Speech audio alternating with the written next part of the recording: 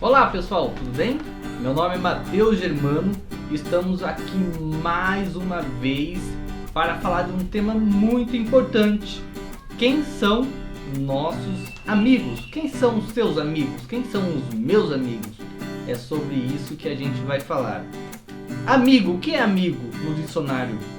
Amigo é o nome que se dá a um indivíduo que mantém um relacionamento de afeto, consideração e respeito por outra pessoa. Agora a gente vai ver o que a palavra de Deus diz sobre amigo, né? O amigo a se ter, amigo a não se ter, e todos nós já tivemos ou temos muito amigo, né? Ainda mais quando a gente é criança, a gente quer ter muitos amigos de várias áreas, na escola, na rua, amigo vizinho, né? Então a gente tem aquele mutirão de amigo e a gente acha, não, todo mundo é meu amigo, quero ser amigo de todos. E isso pode ser algo complicado. Mas vamos para a palavra. Em Provérbios diz assim: não se associe com quem vive de mau humor, nem ande em companhia de quem facilmente se ira. Do contrário, você acabará imitando essa conduta e cairá em armadilha mortal.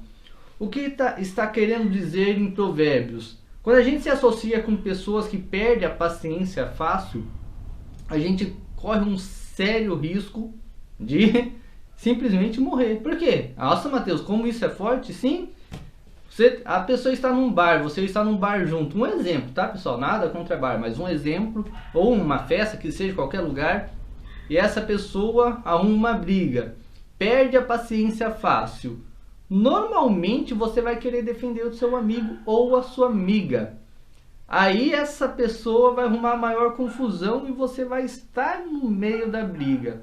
E dependendo da situação e do local, vai prejudicar muito a situação e você pode correr um sério risco de vida.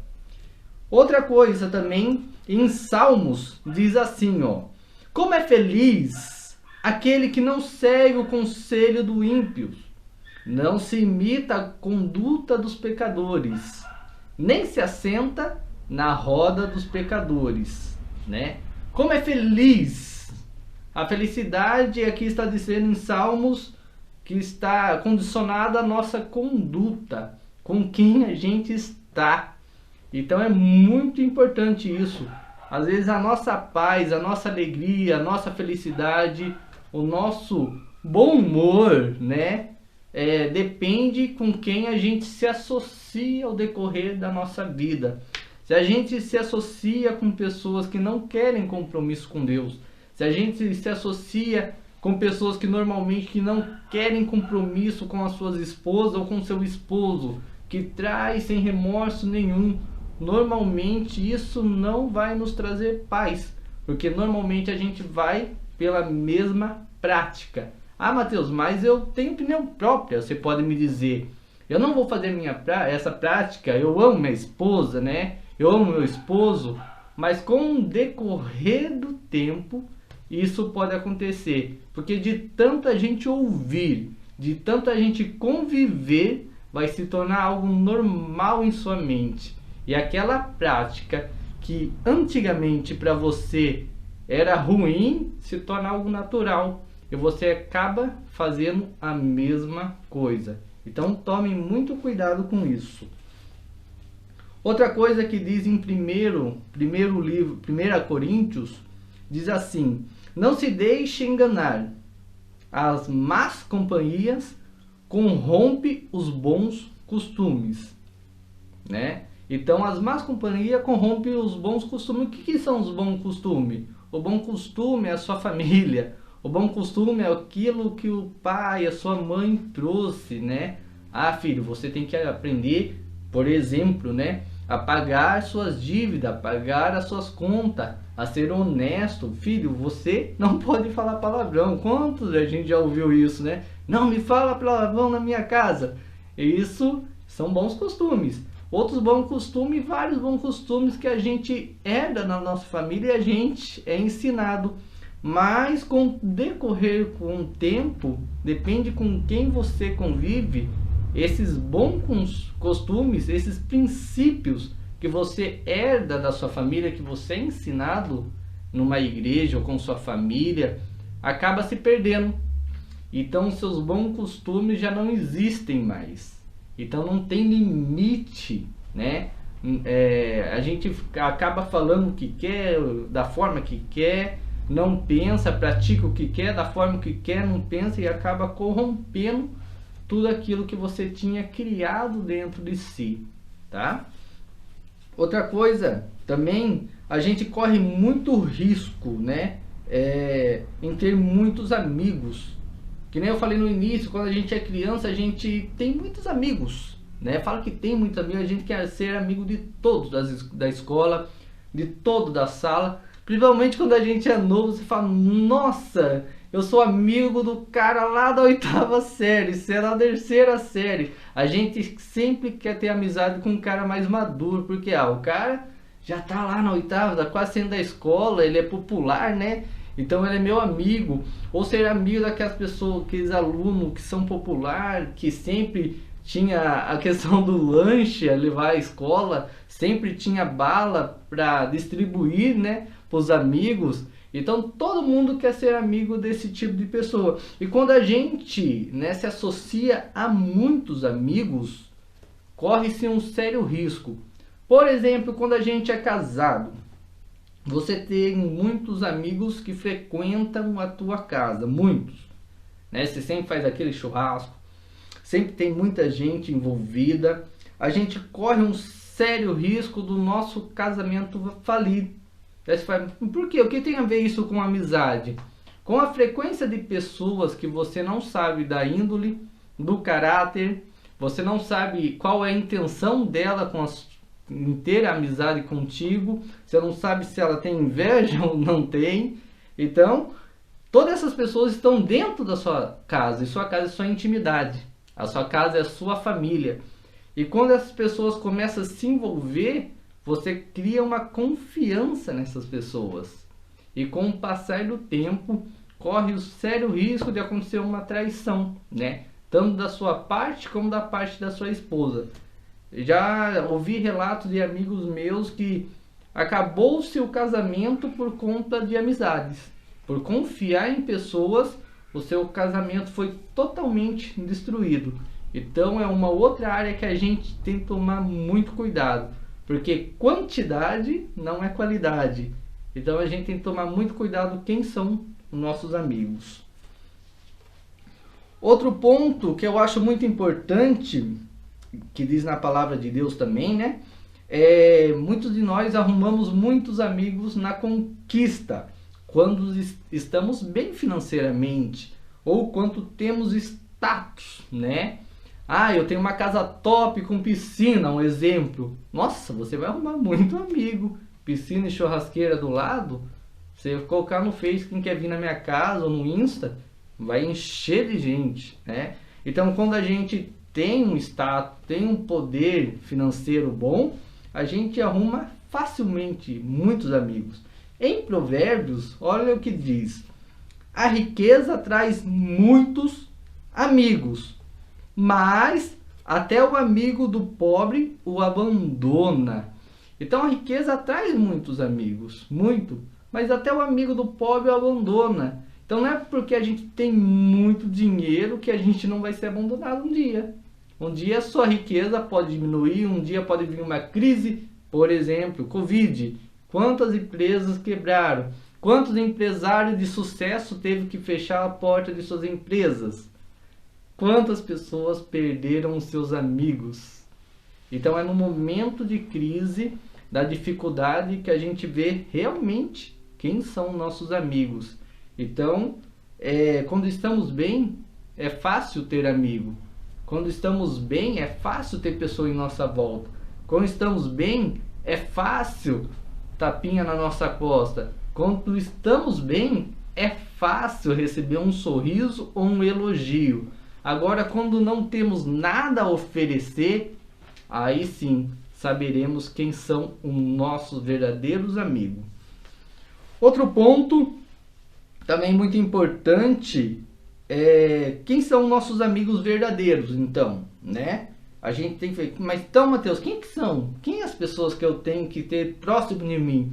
Quem são os amigos a qual vai me ajudar em meu propósito de vida, aos meus sonhos, ao que eu desejo? Quem são esses amigos? E temos outro ponto muito importante, né? Aqueles amigos de verdade, aqueles amigos que são, né, como um irmão pra gente, aqueles amigos que a gente tem que ter próximo de nós todos os dias, aqueles amigos a qual vão nos ajudar em nosso propósito de vida, aqueles amigos que vão dizer a verdade pra gente sobre as nossas más condutas, né? Aqueles amigos que nem sempre vai sorrir conforme a gente direciona o nosso comentário, conforme o que falamos, nem sempre ele vai sorrir pra gente, ele vai ser sincero. Essas pessoas que a gente tem que ter por perto. Olha o que diz em Provérbios: melhor é a repreensão feita abertamente do que o amor oculto. Quem fere por amor mostra lealdade, mas o inimigo multiplica beijos. Então aquela pessoa que te repreende abertamente, essa pessoa é muito seu amigo. Aí você fala, nossa, mas ele é muito chato, ou ela é muito chata, sempre está me repreendendo, nunca concorda com as minhas atitudes. Essa pessoa te ama, e muito, né? Então essa pessoa quer ver o melhor de si, o melhor que você pode dar, né? O melhor que você pode desenvolver, o melhor como pessoa, como ser humano, o seu melhor caráter. Essa pessoa, ela te ama. Outro aspecto que fala aqui nesse versículo de Provérbios: quem fere por amor mostra lealdade. Então, se ele te feriu, te magoou, por amor, ele mostrou lealdade a você. Ele está preocupado com você. E outra coisa, mas o inimigo multiplica beijos. Tome muito cuidado. Aquele que sempre te elogia, aquele que sempre dá um tapinha nas suas costas, aquele que sempre está te abraçando e concorda com tudo que você faz, por mais errado que seja, esse é o seu inimigo. Fique esperto. Outro ponto que diz, né, amigo na adversidade.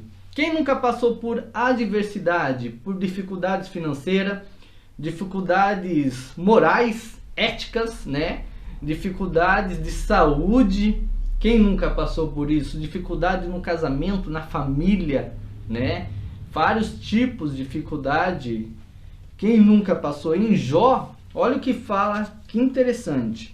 Um homem desesperado deve receber a compaixão de seus amigos, muito embora ele tenha abandonado o temor do Todo-Poderoso. Por mais que a pessoa abandonou o temor a Deus, o Todo-Poderoso, por mais que a pessoa está no mundo, está praticando coisas terríveis, ela tem que ser cuidada e amada. Não importa o nível de pecado, né? Para Deus não tem nível de pecado, aliás. Pecado para Deus é pecado. Não importa qual a situação moral dessa pessoa.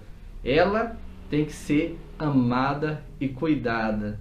Ela tem que ser respeitada. Ela tem que ser direcionada novamente a Cristo. Ela tem que ser cuidada financeiramente se ela necessita. Ela tem que ser visitada se ela está num presídio. Sim, ela tem que ser visitada.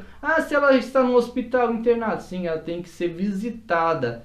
Quem somos nós? Quem sou eu e quem, né, é você para falar ela não merece mais o amor de Cristo? Ela não merece mais, né, ser cuidada. Ela não merece mais um abraço. Ela não merece mais um amigo. Nós temos que cuidar, porque isso pode acontecer com qualquer um de nós. No decorrer da nossa vida, a gente pode perder a cabeça numa situação, a gente pode fazer algo que desonrou a Deus, a gente pode, né, ocorrer a questão do adultério familiar, a gente está sujeito a tudo isso. E se ocorrer com a gente? E se nós não sermos cuidados como nós não cuidamos dos outros, como você se sentiria? Como eu se sentiria? Pense nisso, tá bom? Mais um tópico que fala em Provérbios também, que é muito importante.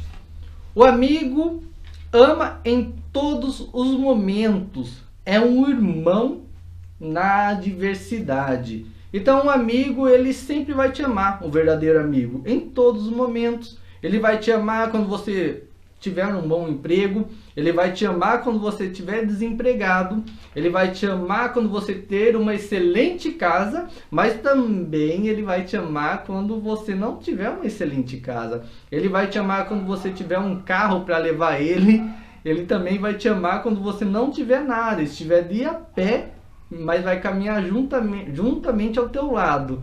Ele vai te amar em toda e qualquer situação. Ah, Mateus, mas ele vai me amar quando eu não estiver, emocionalmente bem, quando eu estiver depressivo? Sim, se ele for teu amigo, ele vai te amar em todos e qualquer momento, tá bom?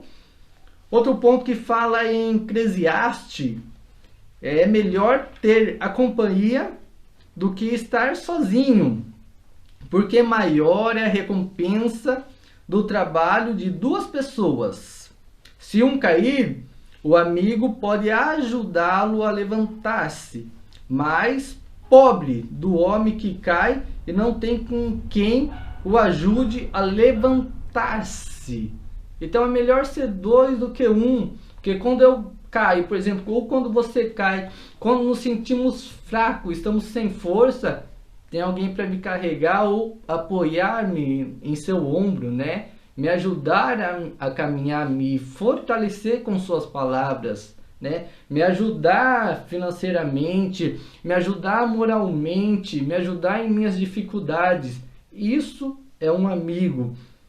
E a gente se sente tão pobre quando a gente não tem ninguém a qual não nos ajude. Uma das grandes mentiras da sociedade é falar que a solidão é algo bom. Estar sozinho é algo bom. Ninguém consegue ficar sozinho. Nós dependemos uns dos outros. Prova disso, a cidade normalmente é junta, uma casa próxima da outra, Então poucas pessoas moram distante. Então, se a solidão fosse algo bom, ninguém moraria do lado do outro. A gente necessita de pessoas, a gente necessita de família, a gente necessita de amigos, a gente necessita de irmãos. E se você que está ouvindo, essa mensagem, essa palavra, fala, Mateus, mas a minha família, eu briguei com todo mundo, Eu fui maior barraco, eu não converso com mais ninguém, eu estou distante de todos, eu não amo mais ninguém, não tenho mais amigo também, briguei com todo mundo, Aí hoje em dia, infelizmente, tem muita questão política, direita, esquerda, e deu maior treta lá, que cada um foi para um lado. Primeiro ponto que a gente tem que entender, a preferência de cada um a gente respeita, certo? Outro ponto principal tem que haver o perdão, porque na palavra de Deus diz, quando a gente não perdoa, a gente não tem o direito de ser perdoado, e isso é muito forte. Então, se você está sem amigo, se você não tem, aquele que anda junto, pede perdão, se reconcilie, Ah, mas eu estava certo, essa pessoa me humilhou, você não sabe o que ela me fez, eu não necessito nem saber. Sabe por quê? Eu falo isso? O que nós fizemos com Cristo, em perfeita santidade, em amor perfeito, Os nossos pecados o lançaram na cruz.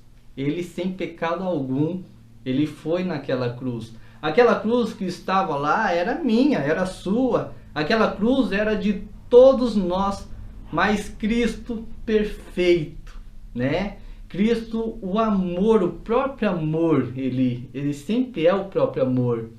Um homem que cuidou dos humildes, um homem que cuidou também dos ricos, um homem que cuidou de todo tipo de pessoas sem preconceitos.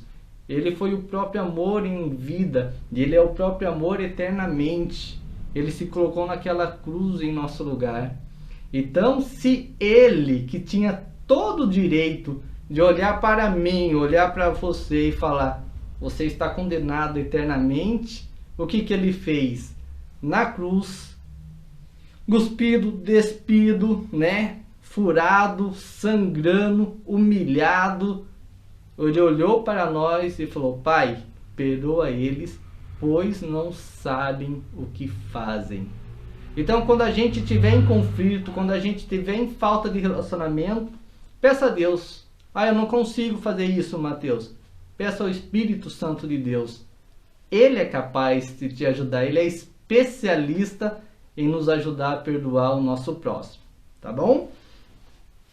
Outro ponto muito importante, que Jesus ele foi amigo de muitas pessoas no decorrer, no período do Evangelho, né? E uma das coisas que ele foi amigo de pecadores, de publicanos. Publicanos e pecadores normalmente são pessoas totalmente excluídas pela sociedade, né? São pessoas a qual a sociedade exclui. Aí você me pergunta: Mateus, e nos dias de hoje? Quem que a sociedade normalmente exclui, né? O drogado, né? Tem várias classes, né? O assassino é excluído totalmente, né? O presidiário, né? Então tem vários níveis de pessoas que são excluídas. Não vou falar todos, senão vai ficar muito extenso. Mas são vários tipos de pessoas. Olha o que diz em Mateus: vem o Filho do Homem comendo e bebendo, e dizem: aí está um comilão e beberrão, amigo de publicanos e pecadores. Mas a sabedoria é comprovada pelas obras que a acompanham. Aqui os fariseus, eles sempre implicavam com Jesus. O que são os fariseus? Vamos se colocar que são os religiosos atuais. São pessoas que normalmente estão também cheias de pecados. Pecados normalmente escondidas dentro de si. Pecados ocultos, a qual são especialistas em apontar o dedo e julgar. São especialistas a lançar pessoas à condenação eterna. São especialistas, né, a separar-se de pessoas se achando santos demais, né? Então os religiosos normalmente eles são cheios de ego, eles são cheios de si, mas eles não são cheios de Deus. Eles não são cheios da presença do Espírito Santo. E normalmente, para você entender o que eu estou falando, no tempo de escola, normalmente, sempre tem aquele rapaz que é o valentão, né, da turma, ou da escola, ou da sala. Aquele que bate ou quer bater em todo mundo. Todo mundo já passou por isso. Na escola sempre tem um valentão. Normalmente esse valentão, ele vai ser valente até a época que ele encontrar alguém que enfrente ele. Isso aconteceu na época que eu ia na escola. Tinha um menino que ele era muito valente, né? Ele ameaçava todo mundo e falava: quando acabar a aula, no final da aula, lá na rua, lá fora eu te pego. E dava um medo terrível, né? Tinha aluno que saía correndo, outro se escondia, outro ia para a sala da diretora, ligava para a mãe vir buscar, e vários tipos de reações. E tinha aqueles que enfrentavam. Só que quando esses que enfrentavam e batiam nesse menino valente ou menina valente, ele, depois que ele passava por isso, por essa vergonha, acabava a valentia dele. E quando acontecia isso com ele perdia sua autoridade de valente, né? E normalmente a pessoa que é valente, o valente é comparado ao religioso, né? Quando a pessoa é valente, ele esconde o medo que ele tem. Por que eu falo isso? Normalmente o valente, o pai dele é violento em casa, né? Ou a mãe dele é violenta em casa. Ou às vezes ele não tem atenção dos pais. Então ele vai se esconder atrás da sua valentia para prejudicar outras pessoas, para esconder aquilo que está dentro de si. Então normalmente o religioso, ele vai apontar o dedo a outra pessoa para esconder os seus próprios pecados, tá bom? Então isso que faziam, julgando Jesus desta forma. Mas Jesus, ele sempre esteve cuidando de muitas pessoas e era amigo daqueles que a sociedade deixava de lado. Outra coisa que Jesus, ele era amigo dos discípulos, né? Diz assim em Lucas: eu digo a vocês, meus amigos, não tenham medo dos que matam o corpo e depois nada podem fazer, né? Os discípulos estavam, né, começando a ser perseguidos por conta do evangelho, e Jesus disse: não tenha medo da perseguição, não tenha medo daqueles que podem matar o teu corpo, né? Mas nada pode fazer, porque matar o corpo, vamos dizer, daqui 100 anos, o que você vai ser, o que eu vou ser daqui 100 anos? Olha lá um quadro na cômoda de alguém, olha lá se for isso, né? E a gente se sente tão grande, a gente se preocupa tanto com essa vida, e agora o que seremos na eternidade? Muitos de nós não se preocupam com isso, né? Acha que não haverá uma eternidade, mas haverá uma eternidade. Mas qual vai ser a sua eternidade? De vida ou de morte, né? Pense um pouquinho nisso. E por último, um dos últimos tópicos que diz amigo de Deus. Todos nós temos o sonho de ser amigo de Deus, estar ali juntinho, né? Ter as promessas de Deus, ter a vitória que Deus pode nos dar, né? As bênçãos, a qual muito falada, a qual Deus nos pode dar. Quem não quer bênçãos de Deus? E diz assim, ó, em Tiago: cumpriu-se assim a escritura que diz: Abraão creu em Deus, e isso foi creditado como justiça, e foi chamado amigo de Deus. Abraão, ele foi chamado amigo de Deus, né? E hoje, nos dias de hoje, as nossas atitudes às vezes não podemos ser chamado nem filhos de Deus, ainda mais amigos de Deus, né? Então a gente tem que se pensar muito nas nossas atitudes e conquistar essa amizade com Deus. E o último ponto, né? Um grande risco que a gente corre é perder a amizade com Deus. E isso não pode ocorrer na nossa vida. Perder a amizade com Deus é perder a nossa eternidade. Perder a amizade com Deus é perder a herança de Deus. Perder a amizade com Deus é perder a paternidade com Deus. Perder a amizade com Deus é perder a presença do Espírito Santo. Pois é o Espírito Santo que me muda, que muda a minha moral, que muda tudo que eu tenho de ruim. É o Espírito Santo, não sou eu. Eu não sou o cara bonzinho, não. É o Espírito Santo que me muda dia após dia. É um processo. Então, quando a gente perde a amizade com Deus, a gente perde esse processo de melhora, tanto para a sociedade, para nossa família, para os nossos amigos, para tudo. Diz assim em Tiago: adúlteros, vocês não sabem que a amizade com o mundo é inimizade com Deus? Quem quer ser amigo do mundo faz-se inimigo de Deus. Às vezes você fala: Mateus, mas não tem problema fazer isso, não tem problema sair com a mulherada, né? Eu sou homem, eu tenho minhas vontades.